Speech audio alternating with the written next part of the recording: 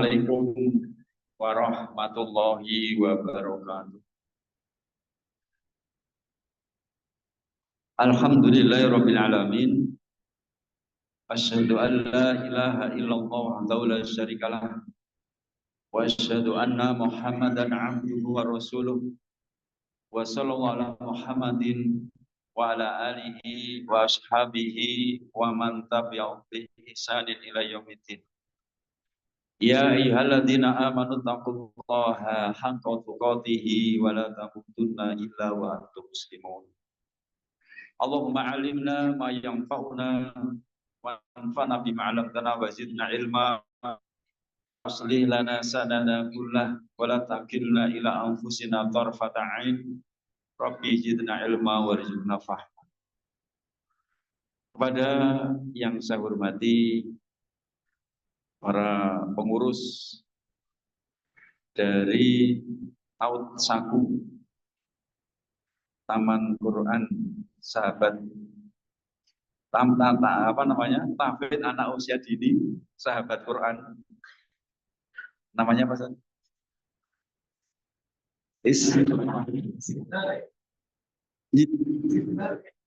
Zidna Ilma.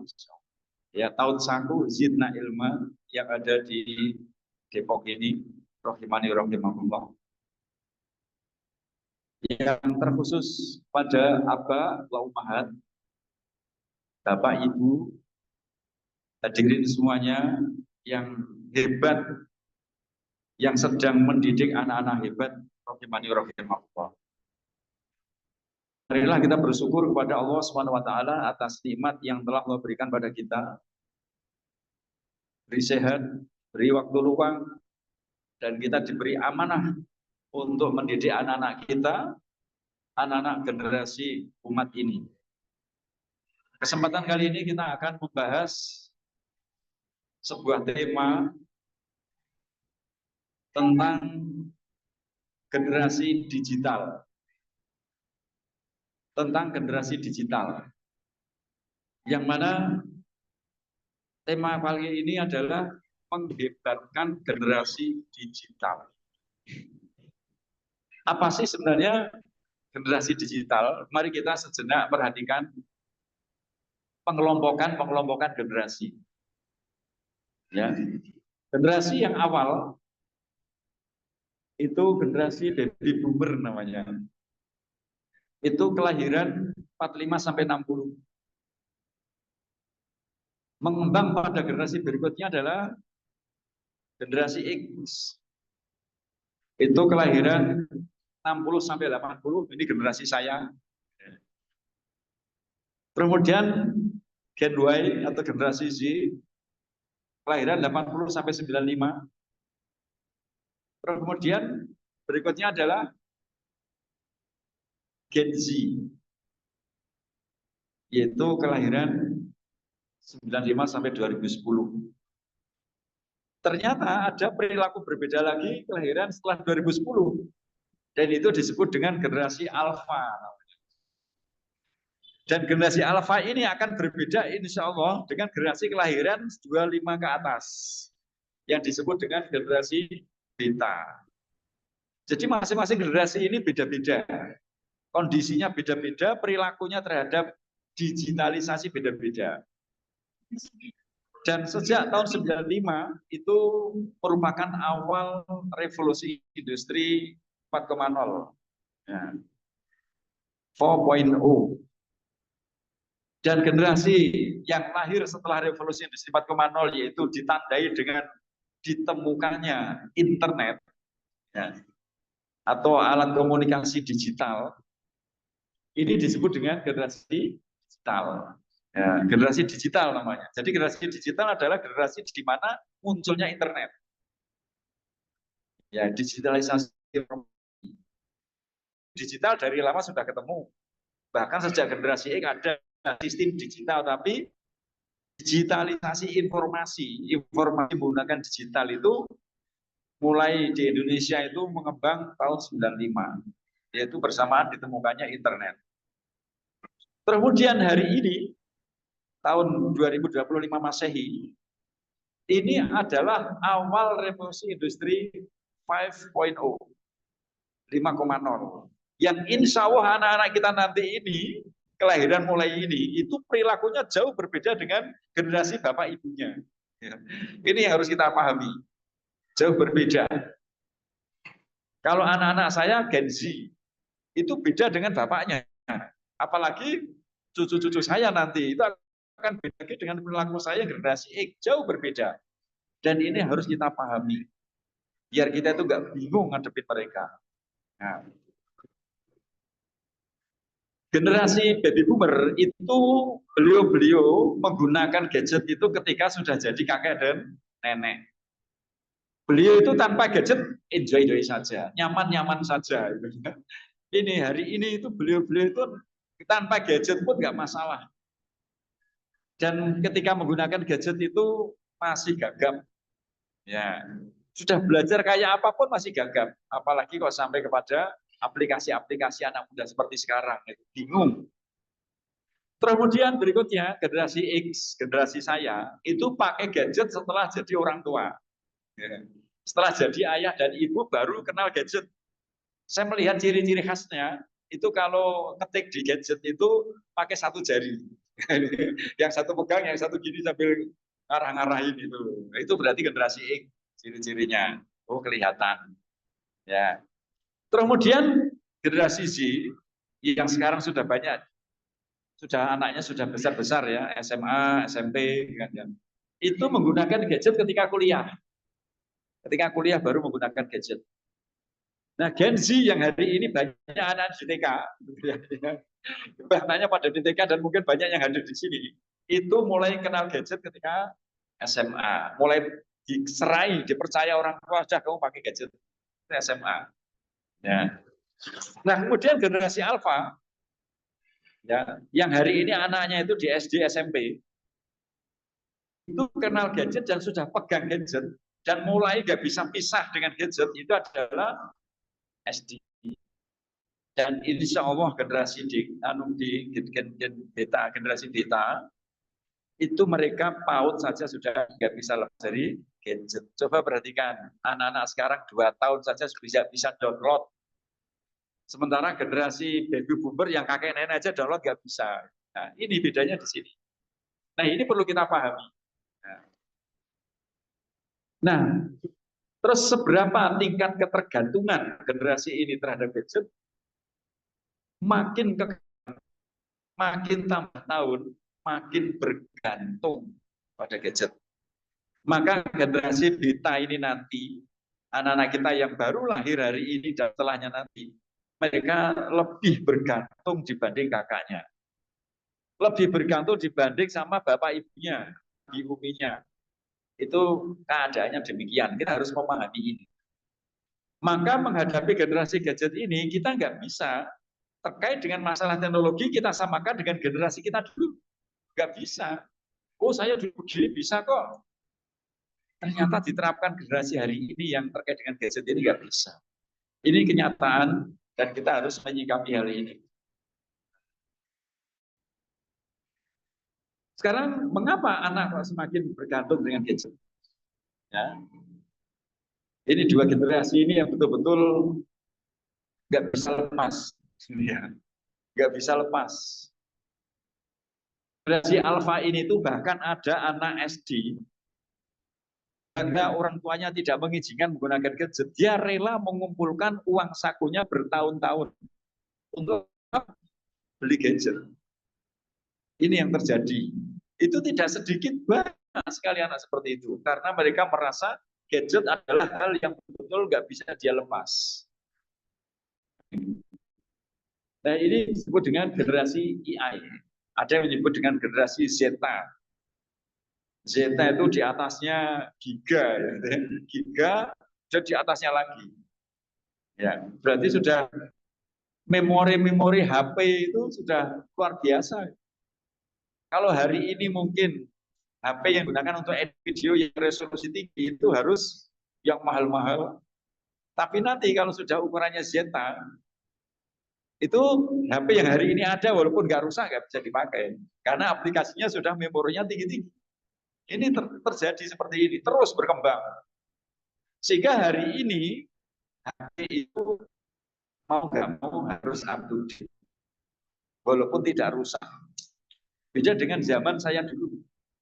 Ya, orang punya TV itu bisa 15 tahun, 20 tahun masih dipakai. Sekarang gadget HP ini 5 tahun itu sudah ketinggalan zaman. Harus update lagi. Nah ini yang terjadi. Kenapa demikian? Karena makin hari makin menarik. Ya, makin menarik. Karena apa? Anak kok bergantung? Karena anak lahir fitrah. Dan fitrah anak itu adalah lahir dalam keadaan senang dari segala sesuatu. Anak itu sebenarnya kepoan. Ya, keponya tinggi sekali. Terus kemudian terkait dengan fitrah ini banyak diungkapkan dalam hadis-hadis Nabi Sallallahu Alaihi Wasallam, juga di ayat Al-Quran, termasuk di antara surat Ar-Rum ayat 30, fa'akim wajhaka lid-dini hanifa fitratallah allati fattara an-nasa 'alaiha la tabdila li khalqillah dzalikal dinul qayyim walakinna aktsara nasi la ya'lamun.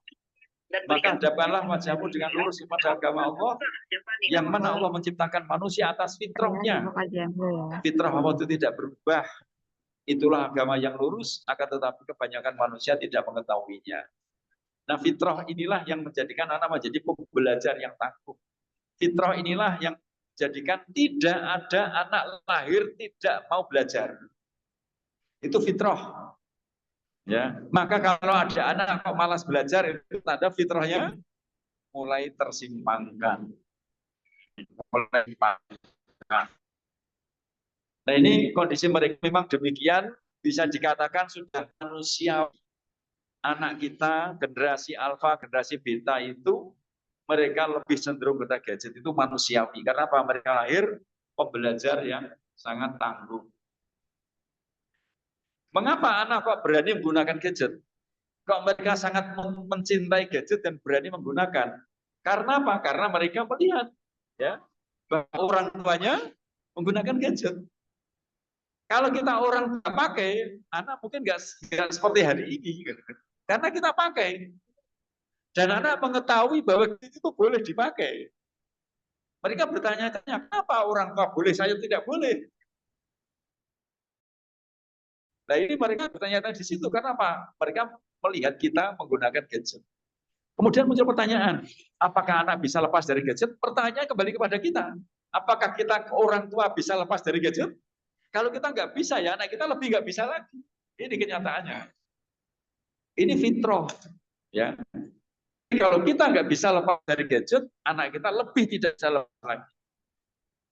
Ini keadaan. Maka hari ini, mohon maaf ya, metode mencegah kecanduan gadget dengan cara anak disterilisasi, tidak boleh menggunakan sama sekali, kenyataannya belum berhasil. Buktinya, banyak sekali beberapa lembaga pendidikan kita, itu anak, contohnya anak pondok, sama sekali nggak boleh pakai selama 1 semester. Ya. Selama 1 semester dengan harapan apa? Biar terbiasa tidak menggunakan gadget, itu tujuannya. Biar tidak kecanduan gadget. Nah, buktinya ternyata setelah akhir semester terima rapot, anak-anak ketika melihat abi uminya, pak ibunya datang, ayah ibunya datang, senangnya luar biasa. Senang luar biasa. Demikian juga uminya dan abinya. Masya Allah, anak saya ternyata merindukan. Lari mereka menemui abi uminya karena senangnya. Setelah ketemu abi uminya, apa yang ditanyakan? Apakah tanya, gimana kabar Bapak Ibu? Apakah seperti itu? Tidak. Bahasa yang paling masyhur apa? HP-nya mana? Benar apa tidak ini? Iya. Setelah itu nanti di rumah sudah dihabisin waktunya bangun tidur sampai tidur lagi menggunakan gadget untuk apa? Balas dendam. Ini yang terjadi. Itu menunjukkan bahwa metode tersebut belum efektif. Nah, karena Pak fitrah setiap manusia itu memang cenderung kepada gadget. Terus selanjutnya, dihebatkan seperti apa anak digital ini. Jadi akan dihebatkan seperti apa anak digital ini. Akan menjadikan apa? Ya, akan dijadikan apa generasi digital ini? Itu pertanyaan pertama ketika kita mau mendidik anak kita. Maka jawaban yang benar dan tidak boleh ditawar-tawar lagi, yaitu dijadikan sebagaimana maksud penciptaannya. Ini dijadikan apa anak kita? Dijadikan sebagaimana maksud penciptaan anak kita. Ya. Apa maksud penciptaan anak kita? Yaitu wa ma khalaqtul jinna wal insa illa liya'budun. Tidaklah jin dan manusia kecuali ibadah. Dan ternyata ada ayat lain. Allah Subhanahu wa taala berfirman, "Huwallazi ja'alakum khalaifa fil ardh." Dialah Allah yang telah menjadikan kalian sebagai khalifah-khalifah di muka bumi ini. Bentar dulu. Wa rabbukalil malaikati inni ja'ilu fil ardi khalifah. Dan ketika Rabb kalian berfirman kepada para malaikat, sesungguhnya aku akan menjadikan khalifah di muka bumi ini. Ternyata ada tugas ibadah ini di samping ibadah sholat, haji, ternyata ada ibadah yaitu bentar, dua lagi, bentar. Menjadi pemakmur bumi atau menjadi khalifah. Jadi dua tujuan anak kita dididik adalah agar mereka beribadah kepada Allah dan agar mereka menjadi khalifah di muka bumi ini. Satu lagi. Terkait dengan ibadah kepada Allah Subhanahu wa taala, ya, ternyata ini terkait dengan hubungan moral atau akhlak. Akul mukminina imanan ahsanuko. Orang beriman yang paling sempurna imannya adalah yang paling bagus akhlaknya. Maka anak kita itu kalau rajin ibadah dan ternyata berhasil dalam ibadahnya itu, maka tampak pada diri anak kita akhlak dia. Jadi hasil yang tampak yang bisa kita lihat dari ibadahnya anak kita adalah akhlak mulia. Ya. Terus kemudian terkait dengan pemakmur bumi ini, ya, inna wa ta'ala yuhibbu idza amila ahadukum amalan ayyudkinahu. Allah Subhanahu wa taala itu mencintai salah seorang di antara kalian jika bekerja itu profesional. Maka terkait dengan pemakmur bumi adalah terkait dengan kinerja. Dan kinerja akan bisa maksimal jika kinerja tersebut berkaitan dengan bakat. Jadi ternyata pendidikan itu sebenarnya kita mendidik akhlak dan mendidik bakat. Selesai. Dua ini, mendidik akhlak dan mendidik bakat. Apa sih? Dan pendidikan akhlak itu standar minimal. Kajian kita. Ya. Yang hukumnya wajib. Sedangkan bakat itu pilihan. Pilihan. Jadi ada pelajaran wajib, ada pilihan. Yang wajib itu akhlak, standar minimal, yang pilihan bakat, yang masing-masing anak berbeda-beda.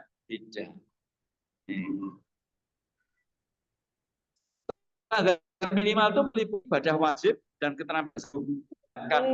Standar yang lebih minimal itu adalah sunnah dan keterampilan khusus atau ahli. Coba perhatikan sekarang ini. Apa sebenarnya standar minimal itu? Standar minimal itu adalah ma'ruf. Ma'ruf dan masyru'. Maksudnya itu ma'ruf sesuai dengan kebutuhan masyarakat. Kebutuhan kalau tidak menguasai standar minimal akan kesulitan hidup di masyarakat. Ada lagi. Baik, makanya mau dari materi ini adalah terkait dengan ibadah. Materi umum adalah materi yang standarnya adalah urfnya masyarakat. Misal, pelajaran matematika. Kalau seandainya di Depok ini, orang yang berdagang itu menggunakan rumus sinus kosinus, maka sinus kosinus wajib diberikan pada semua anak di Depok ini.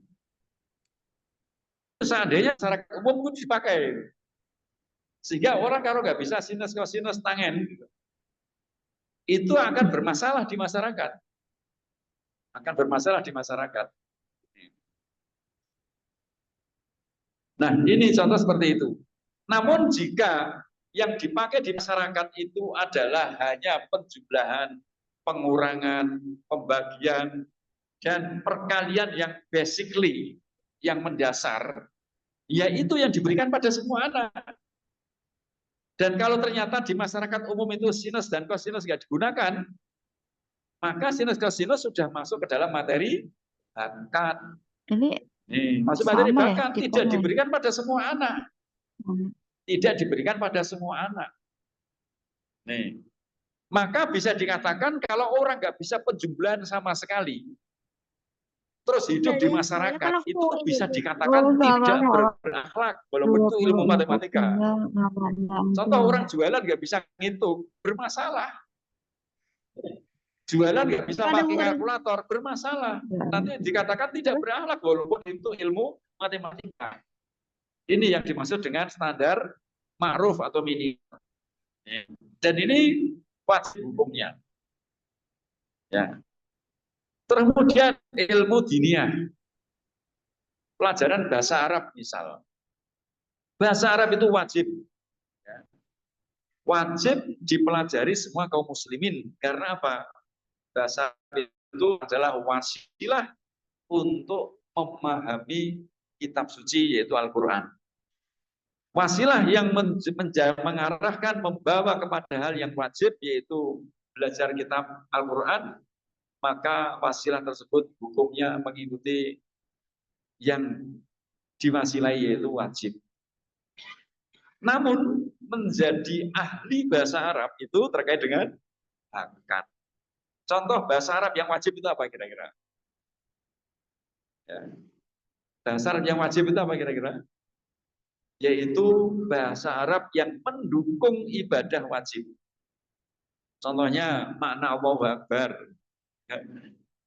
makna Al-Fatihah, makna Sami'allahu liman hamidah, ya, makna Subhana Rabbiyal A'la, Subhana Rabbiyal Azim, itu mendasar. Sebab ibadah pertama yang diajarkan pada anak kita itu adalah sholat. Perilaku ibadah itu sholat. Dan ibadah dalam sholat itu ada bacaan-bacaan berbahasa Arab. Maka hukumnya wajib bagi semua anak. Adapun paham ilmu nahwu sorof, sampai kemudian bisa baca kitab gundul, ya, itu masuk ke dalam bakat. Nah, sehingga orang tidak paham nahwu sorof tetap bisa dikatakan berakhlak. Contoh misal, Bapak ditanya oleh seseorang, Pak, Bapak bisa nahwu sorof nggak? Wah, saya nggak bisa, mohon maaf. Oh, Bapak nggak berakhlak. Terima nggak kira-kira? Nggak terima. Ini ya, nggak terima gitu. Karena Pak itu masuk ke dalam bakat. Tapi kalau ditanya, Bapak tahu maknanya Allahu Akbar nggak? Wah, saya nggak tahu, mohon maaf. Itu bisa dikatakan nggak berakhlak. Karena apa? Nggak berakhlak kepada Allah Subhanahu Wa Taala. Masa kita sholat nggak tahu maknanya? Nah, ini antara lain ibadah wajib itu seperti itu. Kemudian menghafal Quran. Menghafal Quran itu wajib bagi semua kaum muslimin, tapi semampunya. Karena apa? Al-Quran petunjuk hidup. Ya, petunjuk hidup, maka memahami dan menghafal petunjuk hidup itu wajib, tapi semampunya. Adapun menjadi hafidh-hafidhoh sampai hafal 30 juz atau juznya banyak sekali yang dihafal, itu terkait dengan bakat. Terkait dengan bakat. Maka kalau misal ibu ditanya, ibu hafal Quran enggak? Enggak. Oh, ibu enggak berakhlak, enggak terima itu. Ini enggak terima. Tapi yang jadi masalah jika nggak bisa baca Al-Quran, ya, itu bisa dikatakan nggak berakhlak. Gimana nggak bisa baca Al-Quran? Kan petunjuk hidup, maksud nggak bisa baca, maka tidak bisa membaca itu masih di bawah standar minimal. Jadi sekali lagi ada standar minimal. Nah, adapun yang melebihi standar minimal kayak ibadah sunnah, itu ternyata terkait dengan bakat. Ada orang yang amalan unggulannya puasa sunnah, ada yang amalan unggulannya sholat sunnah, ada amalan unggulannya sedekah, ada yang amalan unggulannya ilmu, menjadi seorang ustadz, Ada amalan unggulannya adalah dengan nahi amar ma'ruf nahi mungkar. Ini yang mengatakan Ibnu Qayyim Al-Jauziyah, ya, bahwa ternyata ibadah sunnah itu masing-masing orang beda-beda. Ya, beda-beda. Maka kata Syekh Utsaimin terkait dengan ibadah ini, kalau memang jibiliyahnya misal adalah cenderung ke sholat sunnah, ya itu yang dilakukan.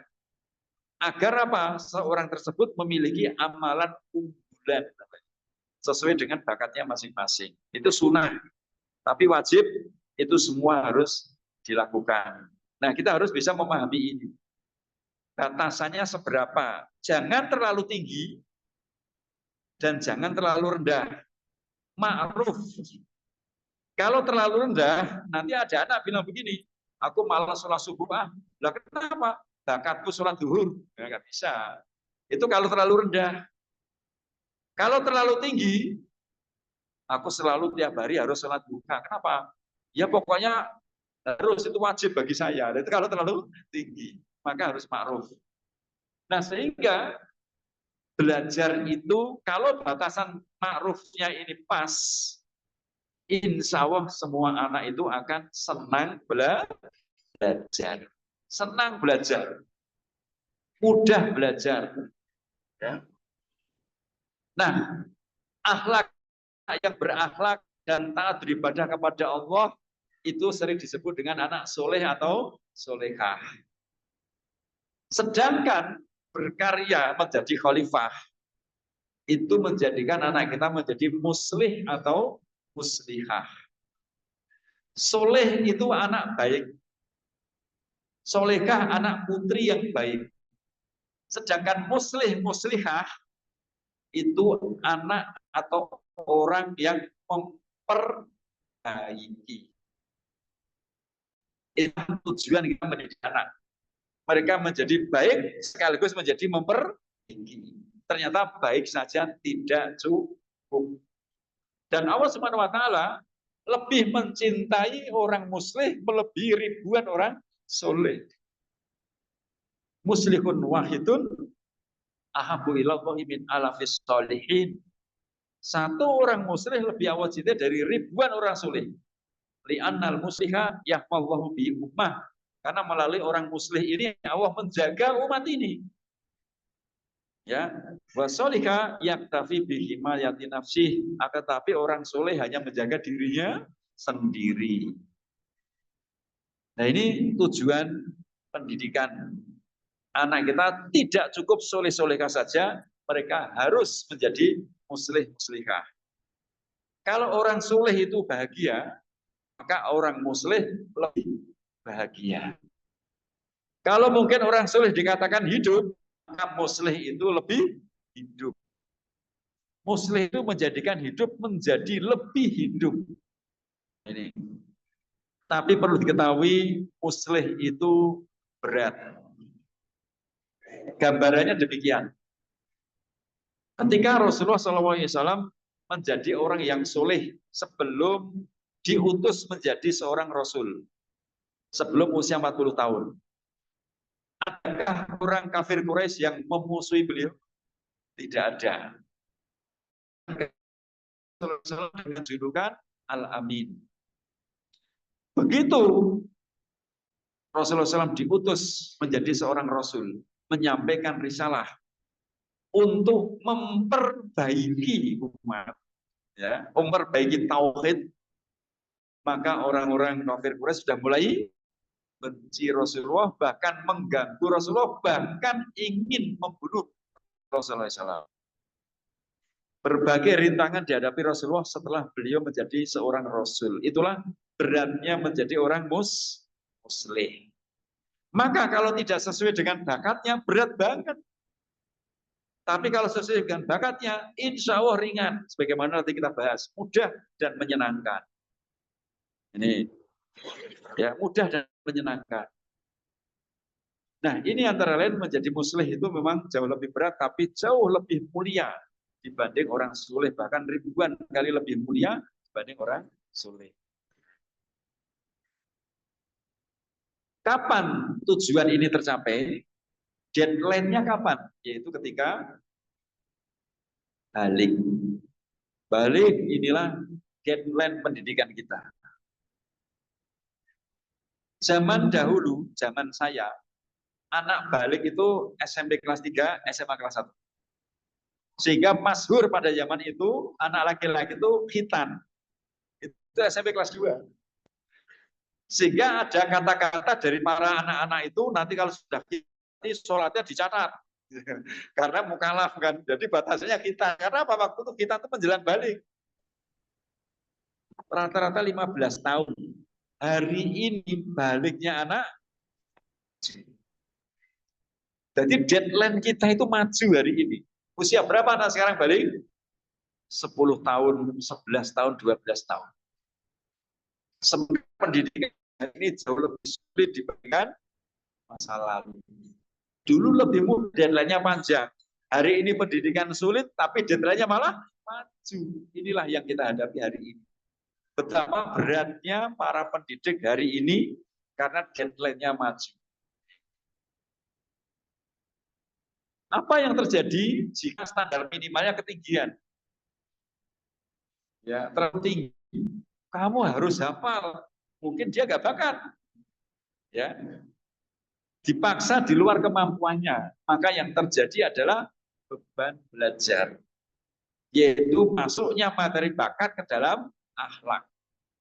Contohnya tadi, sinus cosinus. Itu kan di masyarakat umum nggak dipakai kan? Tapi memang di misal arsitektur,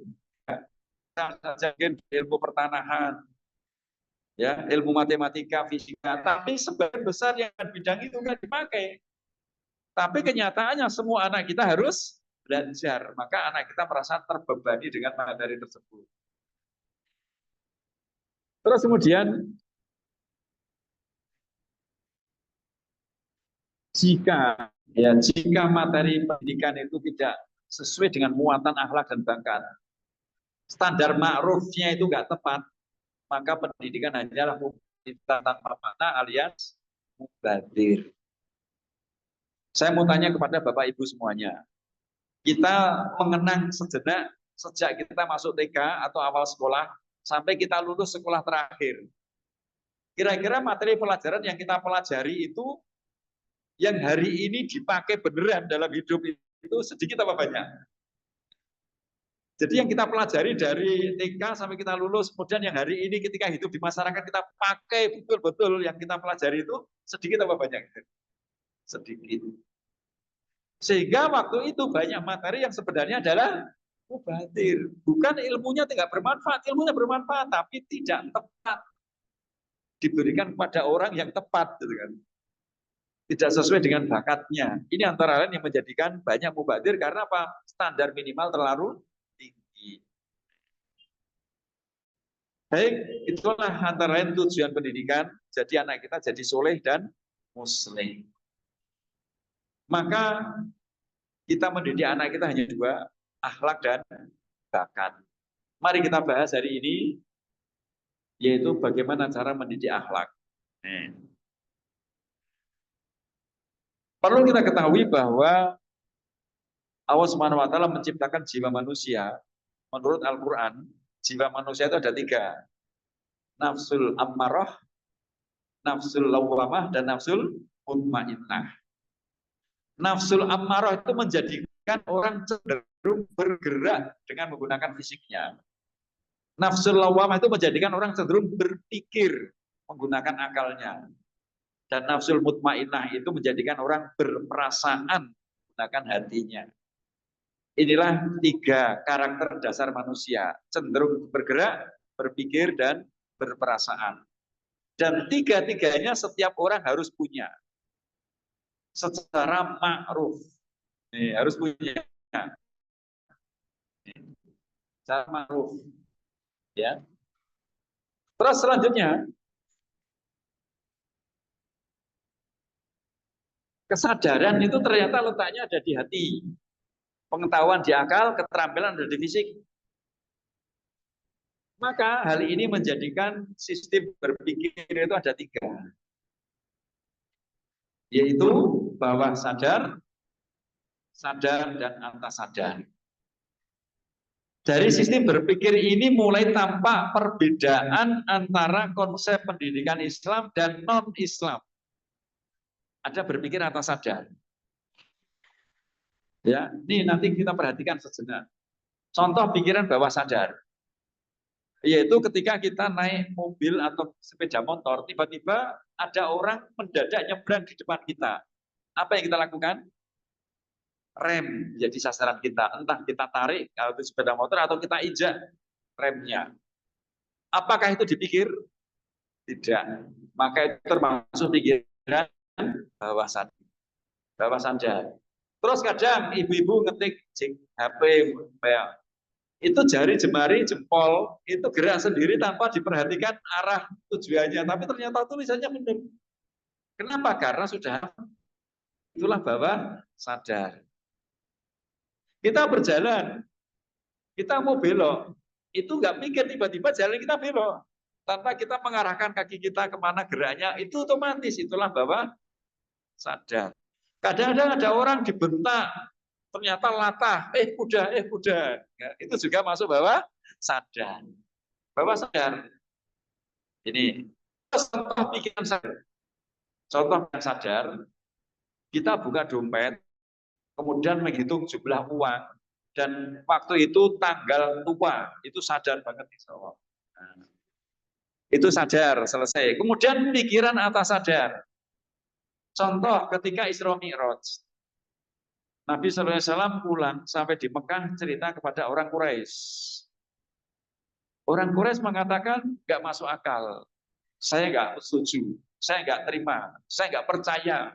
Kami tidak percaya apa yang kamu lakukan, Muhammad. Nah, lalu mereka datang kepada sahabat Nabi SAW, yaitu Abu Bakar radhiyallahu anhu. Abu Bakar, temanmu Muhammad itu mengarang cerita aneh. Katanya dia itu dari Mekah ke Baitul Maqdis, kemudian ke langit, kembali lagi sampai Mekah. Cuma semalam. Nggak mungkin, nggak masuk logika.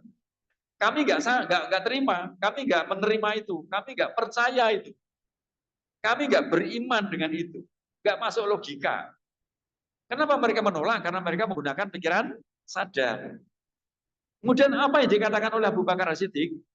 Seandainya belum mengatakan lebih dari itu, aku percaya. Itulah berpikir atas sadar. Kenapa Abu Bakar menerima? Berpikir atas sadar. Kenapa orang Quraisy menolak? Batasan mereka hanya pada batas sadar. Mengandalkan logika. Maka Abu Jahal itu sebenarnya kan julukannya Abul Hakam. Orang yang bicara, orang yang pinter, cerdas, tapi cerdas menurut pikiran sadar. Tapi dia sangat lemah sekali di bidang atas sadar. Maka dijuluki Abu Jahal. Nah, ini bapaknya kebodohan. Karena apa? Berpikir atas sadarnya lemah sekali. Sehingga dia nggak beriman pada Allah Subhanahu wa taala. Maka disebut Abu Jahal. Nah, ini hanya ada di pendidikan Islam. Tidak ada di pendidikan lain.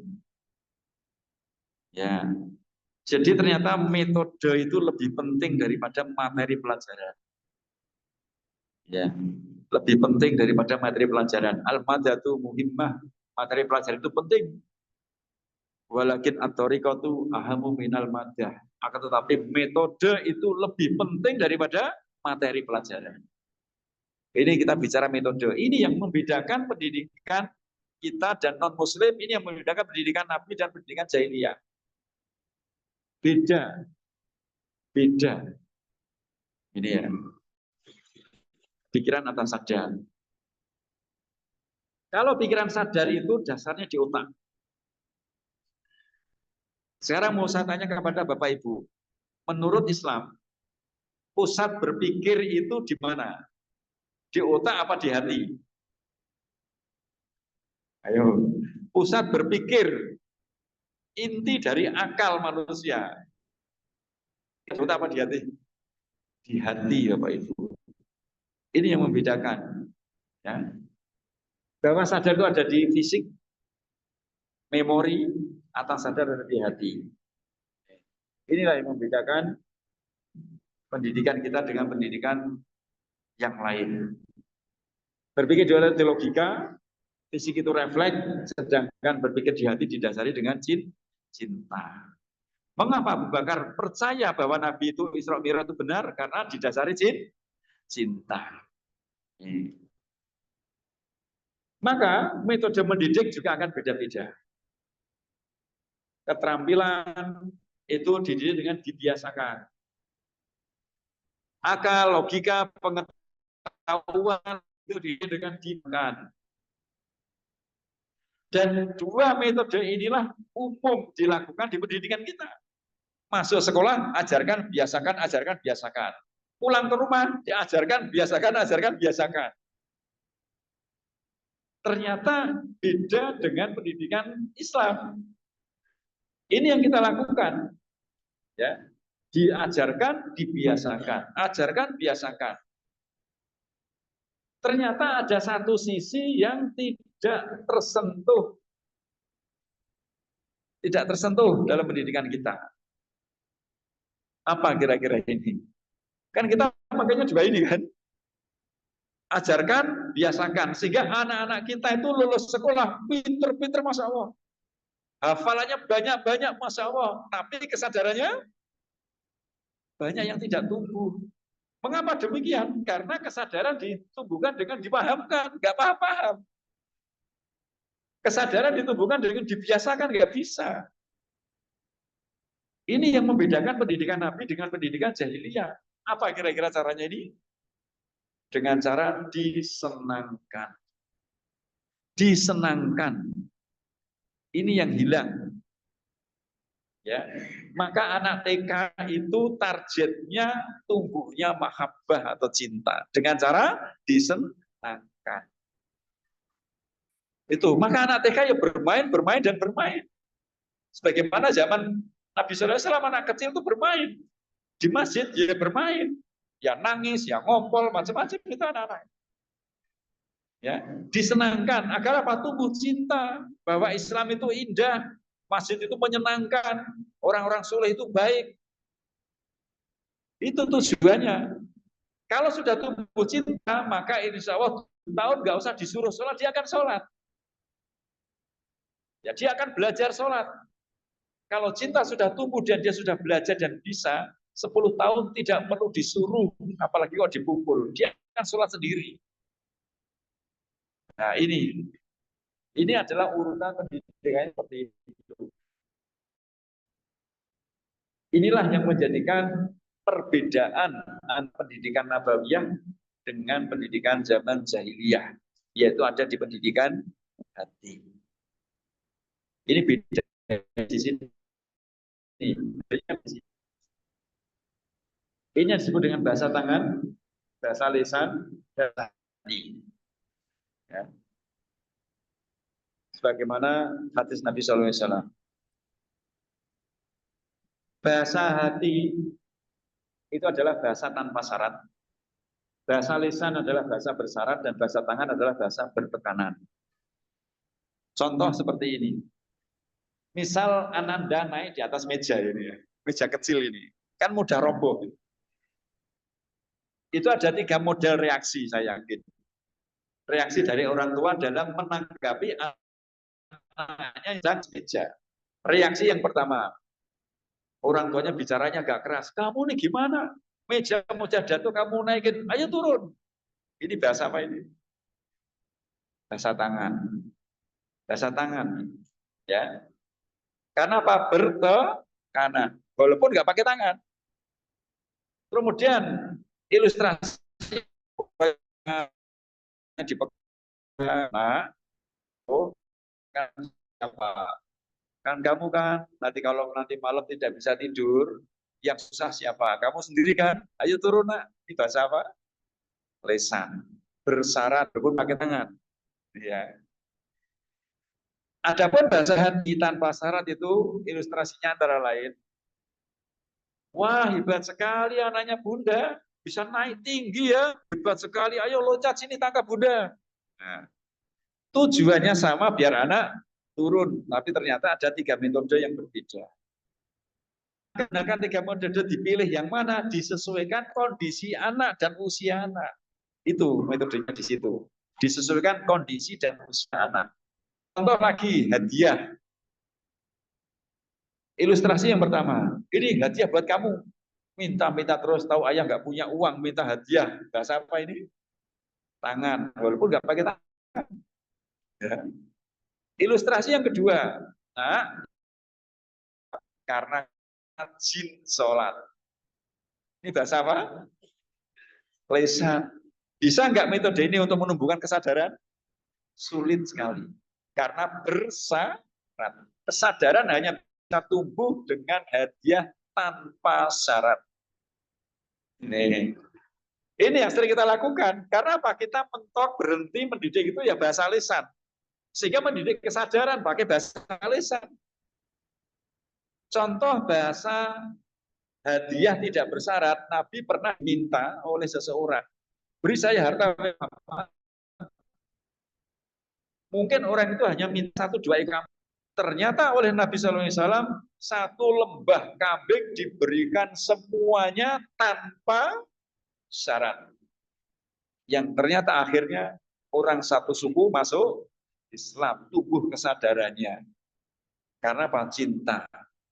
Nih, itu contohnya demikian. Maka bahasa hati untuk hadiah ini, nah ini hadiah buat kamu nak. Sudah selesai. Anaknya komentar, Bunda, tadi kan saya tidak sholat.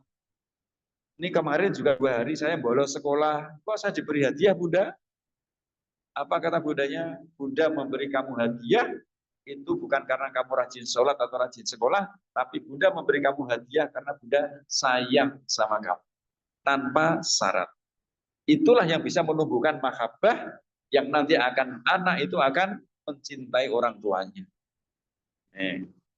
Nah, di sini nih, bedanya di situ. Ya. Ini banyak contoh-contoh ya, banyak contoh tentang bahasa itu. Nah, jadi masing-masing memiliki metode sendiri-sendiri. Ya. Salah metode bisa melukai jiwa anak. Contoh, ya misal, ada kasus anak lulusan SMA atau anak SMA susah untuk sholat. Itu biasanya kita menggunakan metode apa? Lisan. Nah, kamu sholat nak ya, karena sholat itu wajib buat kamu nak. Kalau kamu sholat nanti dapat pahala. Kalau kamu nanti dapat pahala, masuk surga juga yang enak kamu sendiri. Gitu kan.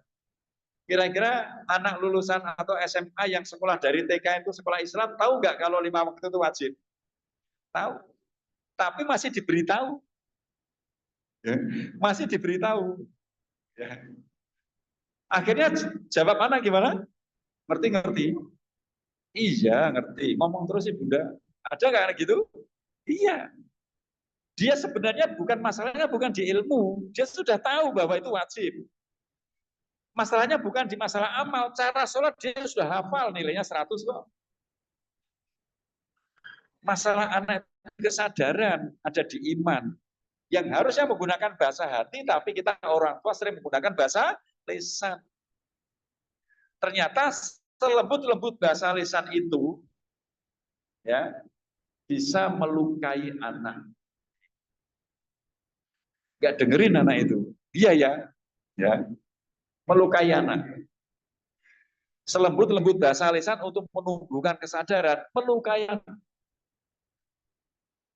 Selembut-lembut bahasa lisan untuk mendidik anak kecil agar dia cinta sholat, itu bisa melukai anak. Kamu sholat nak ya, misal anak 3 tahun, kamu sholat ya. Itu belum waktunya, karena perintah sholat usia berapa? 7 tahun. Kenapa? Sebab apa? Bahasa lisan yang lembut saja itu bisa melukai. Kalau untuk menumbuhkan kesadaran atau mahabbah. Ya. Nah, biasanya kalau pakai bahasa lisan itu tidak mempan, ya karena anak-anak kan terluka ya, nggak mau dengerin kan. Biasanya orang tua pakai bahasa tangan, diomongin nggak bisa, terus tangan, ketegasan main, ya pakailah bahasa tangan. Kalau sudah pakai bahasa tangan, bukan terluka lagi, hati anak akan patah. Patah, maka ada anak kadang-kadang ngomong sama bapaknya, ibunya aja nggak mau. Bukan karena bapak ibunya nggak sayang, salah bahasa. Ya, salah bahasa. Ibu saya mencerewet sama kamu itu karena ibu sayang. Bagi ibunya ungkapan kasih sayang, tapi bagi anak sayang kok cerewet. Ayah mukul kamu, nah itu ayah karena sayang sama kamu biar kamu jadi anak yang soleh, nak. Bagi ayah itu ungkapan sayang, tapi bagi anak sayang kok mukul. Salah bahasa. Nah ini yang mungkin kita perlu memahami, metode yang memang miss dari pendidikan kita hari ini, ya, bahasa hati. Maka mari kita didik anak-anak kita sesuai dengan fasenya, sesuai dengan metodenya dan kondisi. Sejauh mana teknologi itu bisa menguasai manusia? AI, Artificial Intelligence, atau singkatan AI, AI itu kalau orang Jawa nyebut akal imitasi. Akal imitasi. Itu hanya bisa menguasai sampai sebatas logika. Hanya sebatas logika. Ya. Itu yang bisa dikuasai, sebatas logika.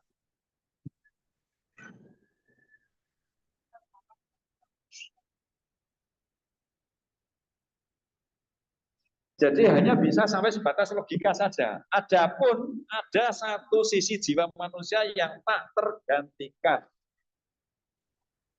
Dan ini akan berlaku sampai hari akhir sepanjang hayat. Inilah yang membedakan metode pendidikan manusia dengan non-manusia. Yang membedakan pendidikan manusia dengan binatang dan dengan mesin. Ayo bentar lagi pulang kan, Bu? Maka kita sebenarnya nggak usah khawatir jika ada kabar atau viral bahwa manusia akan dikuasai robot. Tidak bisa. Hanya menguasai logika dan refleks, tapi cinta itu nggak bisa. Hati nggak bisa tergantikan. Kita tenang saja. Maka mendidik anak-anak digital, kalau kita pakai bahasa lisan, anak-anak ini diterangkan sama Pak Guru ya, rekam sama dia. Rekam dikonvert ke teks, jadi silakan nanti catatannya dikumpulkan atau dikumpulkan. Saya diganti sama AI. Oh nanti caranya praktek kayak gini nak, buka tutorial di YouTube dia itu diganti sama AI. Tapi bahasa hati ini nggak tergantikan. Maka hari ini yang paling urgent mendidik generasi digital adalah bahasa hati. Yang ternyata hari ini tidak ada di pendidikan kita. Insya Allah dengan bahasa hati ini, kata Ibnu Hajar, selama fitrah anak dijaga dengan bahasa hati ini, pasti anak akan hebat walaupun dia tidak dididik. Itu bagian mana? Walaupun tidak disekolahkan, walaupun dibiarkan berkembang Si Adim sendiri. semuanya apa Nah, dua-duanya? inilah hebatnya anak-anak kita. Berdua apa teteh? Baik, sekarang kita bahas satu-satu antara akhlak dan bakat. Jadi cara mendidik akhlak tadi seperti tadi ya. Sekarang cara mendidik bakat. Cara mendidik bakat. Bakat itu apa saja sih? Bakat itu apa? Bakat itu sifat. Sifat yang menonjol pada diri seseorang. Jadi dokter bukan bakat. Teknisi bukan bakat, guru bukan bakat, pengusaha bukan bakat, itu bidang bakat. Tapi bakat adalah sifat atau akhlak. Akhlak yang menonjol pada diri seseorang yang menjadikan dia itu berbeda dengan yang lain. Lebih gampangnya, lihat saja anak-anak kita, Bapak Ibu. Bapak Ibu punya anak 4. Ada yang sama? Tidak ada yang sama. Perbedaan mereka itulah namanya bakat. Sifat-sifat yang beda-beda tadi. Ya termasuk di antara 3 ini. Ya. Jadi yang standar minimal itu namanya akhlak, yang lebih standar minimal namanya bakat. Ya. Jadi bakat ada 3. Secara umum, nafsul amarah menjadikan anak suka bergerak. Nafsul amarah menjadikan anak suka berpikir. dan nafsul mutmainnah menjadikanlah suka berperasaan. Jadi ada 3 bakat yang mengikuti 3 jiwa manusia menurut Quran. Suka bergerak ini sering disebut dengan ego tinggi. Ya, ego itu bukan negatif. Yang negatif itu egois. Ya, ego itu maknanya itu dalam bahasa Arab ana, bahasa Jermannya ich, dalam bahasa Inggrisnya I, dalam bahasa Indonesianya aku. Maka ego itu aku, keakuan yang tinggi. Aku yang tinggi, sifat keakuan tinggi. Ini dimiliki oleh sahabat Umar bin Khattab. Jadi ego itu baik, tapi yang tidak baik egois, terlalu keakuan. Sehingga ketemunya sombong. Ya. Kemudian suka berpikir sejalan dengan ego sedang, suka berperasaan rendah. Ya. Akhirnya terbentuklah 3 ego, 3 ciri-ciri ego tinggi. Anaknya berani ngadepin orang, jika dia bicara jawab langsung, tidak sabaran, ya, nggak mau mengalah juga nggak mau dikalahkan, cemburuan, gengsinya tinggi, banyak bergerak, perfeksionis, itu anak-anak ego tinggi. Seperti Umar bin Khattab. Ada seperti ini? Ada. Nah. Terus ada juga yang ego rendah. Ya, bicara di sisi nangis. Kalau ditanya diem, ingin makan apa? Diem nggak mau jawab, sehingga orang tuanya bingung. Ya, dibelikan ayam goreng marah, ditanya diem, berikan ayam goreng nggak mau, mintanya apa? Diem lagi, bingung. Tidak tegaan, rendah hati, sabar, apa adanya, baperan. Ketika dibully temannya ikhlas banget. Sehingga tiap hari dibully datang lagi yang marah maknya. Kamu harus berani ngelawan, malah nangis anaknya. Kasihan kalau dia dibalas, padahal yang kasihan dia. Ini ada anak seperti itu. Ini tipe seperti siapa? Utsman bin Affan radhiyallahu anhu. Seperti siapa lagi? Abu Bakar As-Siddiq. Hebat. Itulah karakter-karakter para sahabat. Ada yang egonya sedang, gaul, tidak berat sebelah, berpikir logis, analitis, ya, mudah paham. Ini yang disebut bintang kelas, hafalannya banyak, mudah hafal. Ini 3-tiganya hebat semua. Punya peran yang beda-beda, jangan dibandingkan. Ini contoh seperti sahabat Ali bin Abi Thalib, Ibnu Abbas, Ibnu Umar, Abu Hurairah, Ibnu Mas'ud, Zaid bin Sabit, itu tipe seperti ini. Beda dengan Utsman bin Affan, beda dengan Umar bin Khattab, beda. Nah, kemudian ada metode pemintaan bakat, itu menggunakan metode yang dipakai oleh Nabi SAW, yaitu metode menyimpulkan perkara goib, yaitu bakat kan goib, dengan tanda-tanda lahir, seperti yang dilihat, didengar maupun dirasakan. Ini. Dan setiap kaum muslimin itu punya firasat, semua manusia punya. Coba buktikan nanti. Ya. Terkait dengan al-firasah ini, di ayat Al-Quran disebutkan sebagai al-mutawassimin, orang yang memperhatikan tanda. Nabi Rahimah mengatakan, orang yang firasatnya tajam, itu sering disebut orang yang tahu perkara gaib.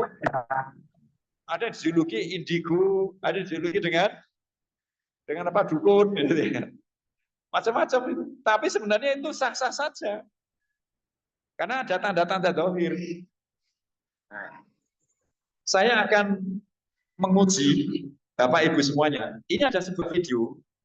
Ya, ada sebuah video. Video anak kecil. Nanti yang saya tanyakan apa jurusan kuliahnya. Jadi anak ini belum sekolah, tapi nanti saya bertanya jurusan kuliahnya apa. Kalau Bapak Ibu nanti bisa jawab, berarti firasatnya masih sahih. Kalau nggak bisa jawab, perlu diasah. Ya, perlu diasah. Karena pas setiap orang punya firasat. Perhatikan video ini Bapak Ibu.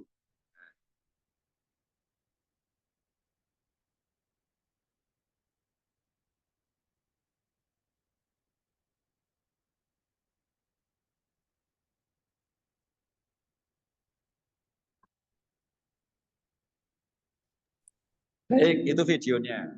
Sekarang saya mau tanya pada Bapak Ibu. Kalau anak ini nanti masuk jurusan pendidikan anak usia dini untuk jadi guru TK, cocok apa tidak? Nah, kalau masuk jurusan pengacara, cocok apa tidak? Alhamdulillah. Soheh, inilah bakat. Mudah apa sulit? Mudah sekali. Ini masuk ego tinggi apa ego rendah apa sedang? Ego tinggi. Inilah firasat Bapak Ibu. Ya, dan ini bakat. Kalau besok jadi boleh bisa. Ini bakat dengan metode karena apa? Bakat ini kita ambil dari Al-Quran dan As-Fitrah. Udah ketemu, kemudian ada ini. Dia membalas tuh nggak ada. Dia hanya dalam hati mengatakan, kenapa aku dipukul kan nggak aku dipukul lagi. Kenapa dipukul lagi? Nggak ada pikiran membalas. Disebut dengan ikhlas untuk bahkan banyak sekali teman-temannya yang suka membuli mengatakan kepada anak seperti ini, kamu diciptakan memang untuk dibully. Dan juga senang. Nah, kira hebat, coba kalian lebih besar. Kalau dia pukul kau. Tapi kenapa dia nggak pukul? Karena bahwa itu bawaan itu sudah cetakannya anak. Kalau besok dia itu jadi apa namanya jurusan hukum jadi pengacara pas enggak pas. Masuk di jurusan anak usia dini jadi guru TK bisa enggak? Bisa. Masuk ego tinggi sedang apa rendah? Rendah. Alhamdulillah, inilah firasat. Nah, ini Bapak Ibu. Nah, inilah antara lain zakat. Sesederhana ini. Nah, maka biarlah dia menjadi seperti ini. Rasulullah SAW itu ketika Umar dan Abu Bakar masuk ke dalam rumah, beliau santai-santai saja. Berbaring, kaki beliau kelihatan. Tapi begitu Utsman masuk, duduk beliau rapi, kemudian baju beliau dirapikan menutupi kaki beliau. Aisyah dan heran, ya Rasulullah, kan tiga-tiganya sahabatmu semua. Tapi kok beda? Ketika Abu Bakar Umar masuk kok santai saja biasa, tapi begitu Utsman masuk kok rapi, sopan. Ada apa Rasulullah? Maka jawab Rasulullah, apakah aku tidak malu kepada orang yang malaikat saja malu kepada? Itu menunjukkan bahwa bakatnya Utsman beda. Maka kita dalam memperlakukan anak kita juga harus berbeda. Kalau kita punya anak seperti ini, yang ego rendah, ya kita mencontoh Rasulullah memperlakukan Utsman bin Affan, bicaranya halus, sopan. Kalau kita punya anak kok nggak betah duduk lama, gerak terus. Ya. Kalau disuruh gantian nyuruh, diatur gantian ngatur. Kalau dinasihatin jawab, ada nggak? Kita contoh Nabi Sallallahu Alaihi Wasallam menghadapi Umar bin Khattab. Contoh, jangan disamakan. Ada 5 anak, ada berapa kurikulum? 5. Nggak bisa disamaratakan. Ojo bandingin. Sakit anak itu nanti. Akhlak dan bakat, ingat. Kalau akhlak semua sama rata. Bakat beda-beda. Ya. Kalau ini kira-kira ego tinggi sedang apa rendah? Pandai main ego, hasilnya bagus-bagus, gitu kan? Ego sedang. Ya, besok mungkin jadi ahli teknik, IT programmer, ahli ilmu, karena mudah menghafal. Ahli hadis, ahli fikih, ahli ilmu Quran. Ya. Nah, kemudian memang semua anak itu secara standar punya semua. Ternyata kenyataannya memang ada anak yang perasaannya standar, gerakannya standar, dominan di berpikir ada. Anak ini besok mungkin jadi dosen, ahli matematika, ya, IT programmer, saintis. Ada juga anak yang berpikirnya itu standar, tapi perasaannya peka, tadi sudah kan? Ya, gerakannya juga standar, pelan gerakannya gitu kan. Mau datang kepada uminya juga pelan. Ada anak yang langsung loncat, ada yang halus-halus itu kan ada. Maka anak ini disebut dengan anak baper, ya. Anak baper, ya besok mungkin jadi guru TK, relawan, jadi perawat, psikolog anak, petugas sosial. Beda dengan yang tadi. Ini biasanya kalau pelajaran nggak bisa nangis, diajarin tambah nangis lagi. Datangkan guru les nggak mau, datang ke gurunya, ketemu gurunya nggak mau, repot memang. Karena apa? Kita salah perilaku. Harusnya dilakukan seperti Uman, dilakukan seperti Umar, atau disamaratakan. Kakakmu aja mau, masa kamu nggak mau? Ya beda. Ya, ini. Terus ada yang berpikirnya standar, perasaan standar, tapi gerakannya, masya Allah, kelebihan energi anak itu. Ya. Sampai ibunya itu obat banget itu kan. Ya Allah, kok anak begini kapan saya bisa tidur? Ya, ini tipe anak tegas. Ya besok mungkin jadi pemimpin, komandan, kepala sekolah, manajer, ya, serdadu, menhankam itu pas banget jadi pengacara, mandor. Nah, ini ya. Beda-beda. Dan ternyata kalau diobservasi hasil kekuatan kejiwaan anak ini, anggap saja 170. Ternyata tiga-tiganya itu sama semua. Sama semuanya. Ini yang satunya yang galak, ini juga yang sama. Yang ini juga sama semua. Betapa adilnya Allah Subhanahu wa taala. Maka ojo banding sekali lagi. Nah, terus lagi ternyata ada anak yang salah satu atau dua kejiwaannya itu di bawah standar. Contoh ini adalah anak yang berpikirnya di bawah standar. Kalau ada yang di bawah standar, maka sering disebut dengan anak ABK. Anak ABK itu anak apa? Anak berkehebatan khusus. Nah, sekali lagi, ABK itu anak berkehebatan khusus. Kita buktikan sekarang. Grafik ini, bahkan ini ayah bunda, itu hasil observasi kami. Kami alhamdulillah banyak sekali anak-anak berkehebatan khusus, benar-benar hebat mereka. Seneng kami itu. Ya, luar biasa. Contohnya seperti ini. Dia datang ke kami itu usia 16 tahun, belum bisa tulis. Masih kelas 4 SD, bayangkan ini kan. SLB lagi. Maka kalau menghadapi seperti ini, kita jangan fokus di kelemahan. Fokus di kelebihan. Ternyata setelah diobservasi, fisiknya kuat. Masya Allah, luar biasa kuatnya. Semuanya kalah. Angka semuanya kalah.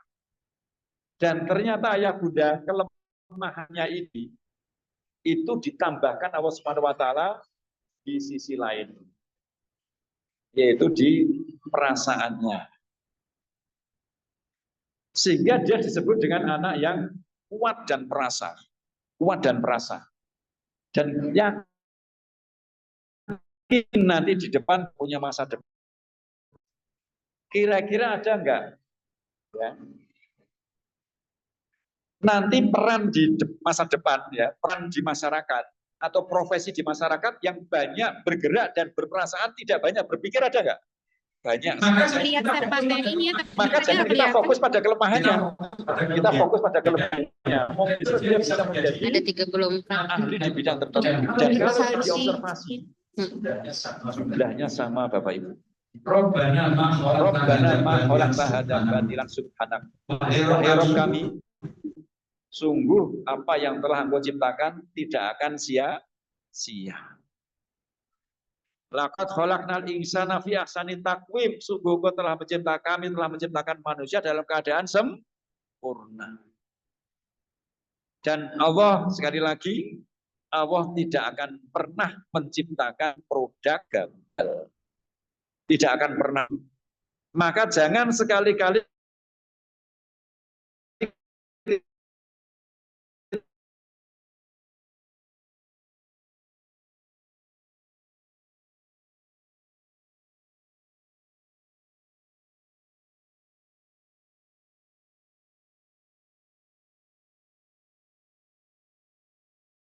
dia nggak jadi dosen, tapi bisa menjadi seorang perawat, relawan yang hanya butuh fisik dan perasaan, nggak banyak berpikir.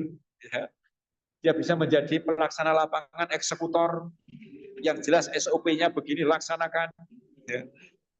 Tidak banyak berpikir, dan itu digunakan oleh umat ini, dimanfaatkan, bisa berguna bagi umat ini. Dibutuhkan umat ini, orang-orang seperti ini. Maka kita taruh pada tempat yang pas. Jangan kita pasangkan seperti yang ahli matematika, dia merasa bodoh seumur hidup. Harus pas. Jangan sampai kita memperlakukan anak kita seperti menyuruh ikan untuk memanjat pohon. Maka ikan akan merasa bodoh seumur hidupnya. Kenali anak-anak kita. Ya, ini. Dan masih banyak yang lain lagi, Bapak Ibu. Waktunya habis, ikut dorong. Ya. Ini anak-anak kami semua, ya, anak-anak kami semua. Sehingga kesimpulan kami memang setiap anak itu hebat. Ada juga yang memiliki kelemahan itu sampai 2 kelemahan. Kelemahannya 2. Nah, terus nanti adilnya di mana, Allah Subhanahu wa Ta'ala? Ternyata ini juga hasil observasi kami. 2 kelemahan ini oleh Allah Ta'ala itu ditambahkan, ya, pada satu sisi, yaitu di perasaan. Ya, ditambahkan di perasaan sehingga dia menjadi anak yang super perasa. Dan ada peran di masyarakat itu yang sangat amat membutuhkan perasaan itu ada. Ada. Letakkan dia pada posisi ini. Kalau memang ikan suruh berenang, kalau memang burung suruh terbang, kalau memang monyet suruh memanjat. Jangan salah tempat. Ini. Dan kalau di total sama ya Bunda. Sama jumlahnya, luar biasa Allah Subhanahu wa Ta'ala. Ini. Dan ada juga yang kuatnya di berpikir, nah, sehingga menjadi anak yang super cerdas, jenius, ada, walaupun dia di atas kursi roda. Ya. Ada juga anak yang kuatnya di fisiknya, walaupun perasaan dan pikirannya lemah, yang disebut anak super kuat, Samson. Dan kalau di total semuanya sama. Maka benar dikatakan oleh Ibnu Katsir, beliau mengatakan bahwa sesungguhnya Allah Ta'ala memberikan fitrah sama rata pada semua makhluknya sebagai pembawaan yang baik. Tidak ada seorang pun yang dilahirkan melainkan dibekali pembawaan tersebut dan di antara manusia dalam hal ini. Itulah kehebatan anak kita yang muda. Setiap anak itu hebat. Maka ketika anak kita punya kelemahan, jangan tangisi kelemahannya, jangan fokus pada kelemahannya, jangan ratapi kelemahannya, tapi fokuslah pada kelebihannya. Kuatkan kelebihannya, maka insya Allah kekurangannya akan terangkat secara ma'ruf.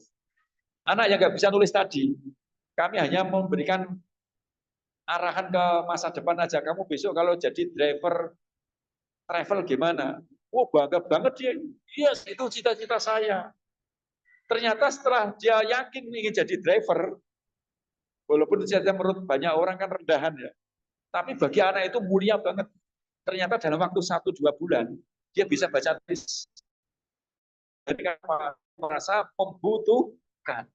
Kalau aku jadi driver, nggak bisa baca surat jalan, bisa kesasar nanti saya.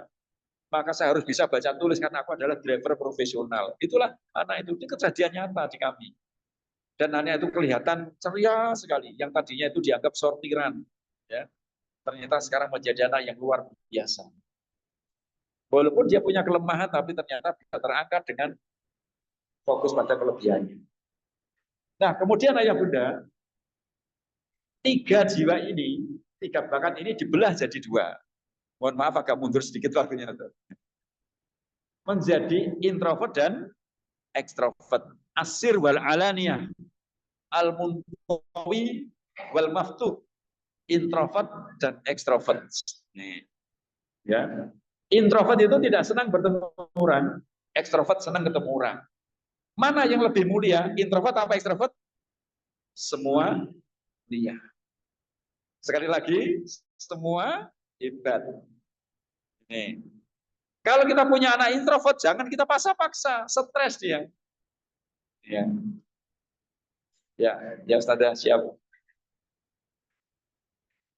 5 menit lagi. So. Nah, akhirnya muncullah 36. Nah, mari kita asah firasat kita. Tajam nggak dengan 6 tadi? Kalau tidak, alhamdulillah 90% sohe. Kita amati, mulai dari kanan atas. Orang egonya tinggi, tapi senang ketemu orang. Jadinya apa? Provokator. Ya, atasir mempengaruhi. Benar apa tidak? Kemudian ego sedang introvert, ekstrovert. Orang egonya sedang, nggak suka konflik, nggak berat sebelah, suka keadilan, nggak sukanya perdamaian, damai-damai saja, sama rata, sejajar. Tapi senang ketemu orang, jadinya kerjasama, at-ta'amud.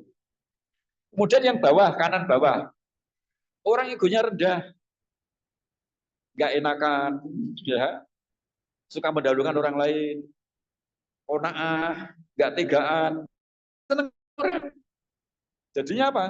Ya dimanfaatkan orang. Apa di sini? Yaitu melayani al-khidmah, mendahulukan orang lain. Ini yang tadi, yang ikhlas dibully tadi, ya, dibully datang lagi, dia ikhlas banget, dibohongin temannya ya ikhlas banget. Ada seperti itu. Itu bukan berarti lemah, memang bawaannya begitu, seperti Utsman bin Affan, seperti Abu Bakar. Ketika Abu Bakar membeli Bilal bin Rabah, loh kamu kok mau harga segitu? Kalau mungkin sekarang mungkin 10 juta misalnya, atau mungkin 100 juta misal. Kok kamu mau harga 100 juta sih? Padahal 1 juta saja itu saya kasihkan. Apa kata Abu Bakar? Mau kamu patok lebih tinggi sekalipun dari 100 juta, aku akan beli. Itu kan orang sifat melayani kan. Kemudian kiri kanan kiri atas. Orang egonya tinggi tapi suka sendirian. Coba, nggak sabaran tapi suka sendirian. Jadinya apa?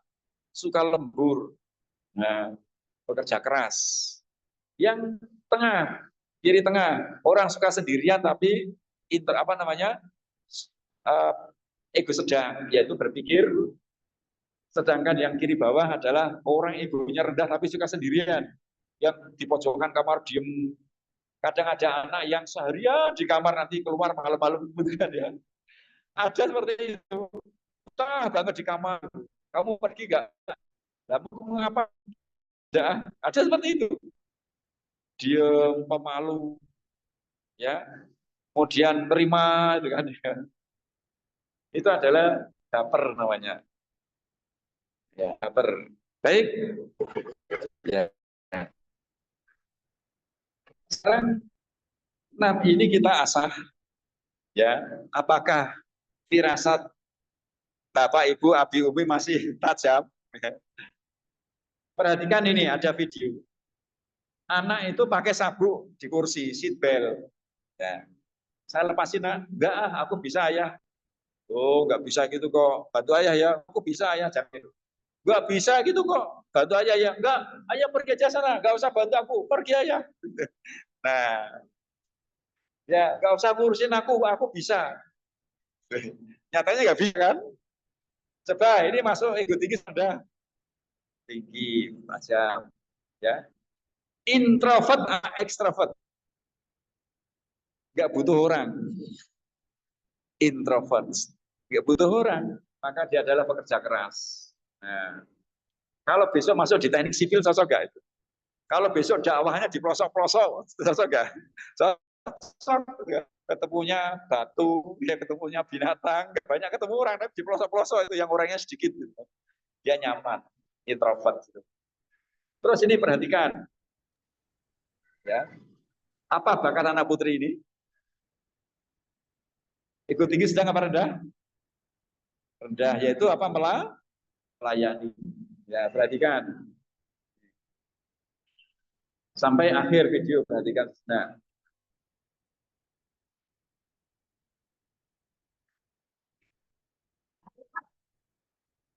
Nah, saya tanya, bakatnya ego tinggi sedang apa rendah? Ya, betul. Tapi ternyata dia punya sifat manipulatif. Nah, manipulatif itu masuk ego mana? Masuk berpikir. Berpikir itu ego sedang. Jadi punya dua. Jadi ini tidak semata-mata mengelompok satu tempat.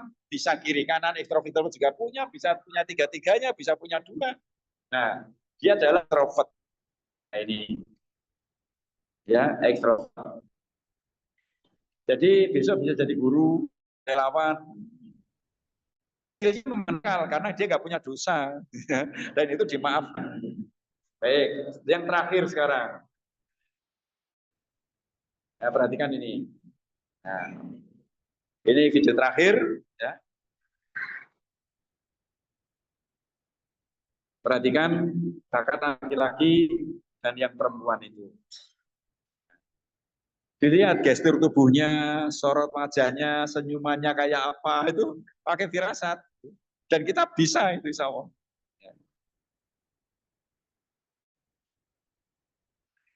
Gerakan tangannya saja kelihatan.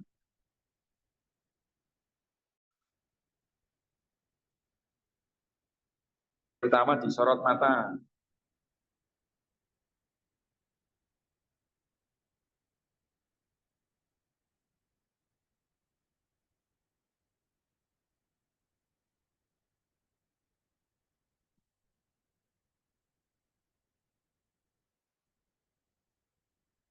Baik, ego tinggi sedang apa rendah? Tinggi. Introvert apa ekstrovert? Kalau mesti dikasih temannya. Introvert, dia bekerja keras. Nah, ini antara lain Bapak Ibu semuanya, ya, terkait dengan akhlak dan bakat. Dan itu akan tetap berlaku walaupun anak kita pada zaman generasi alfa atau beta. Ini. Dan kemudian ini itu dibagi jadi 18. Masih mau tantangan 18 firasatnya?